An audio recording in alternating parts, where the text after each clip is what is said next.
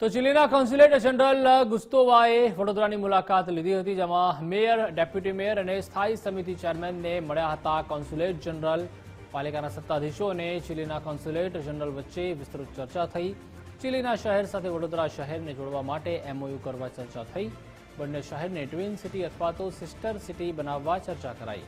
વડોદરાની વિવિધતાનું ચીલીમાં આદાન પ્રદાન થાય તેવા પ્રયાસો કરાશે. ચીલી દ્વારા વડોદરામાં રોકાણ કરવામાં આવે તેવી પણ ચર્ચા કરાઈ.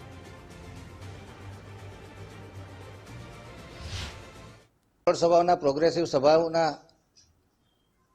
ગુસ્તાવો ગોન્ઝાલિસ આજે વડોદરા કોર્પોરેશન ખાતે તમામ પદાધિકારીઓ જોડે મિટિંગ કરી.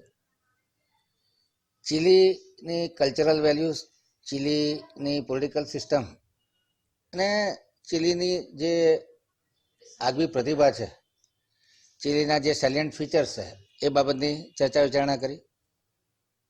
અમે ભારત, ગુજરાત અને વડોદરા શહેરના જે પોઝિટિવ પાસાઓ છે એની ચર્ચા વિચારણા કરી.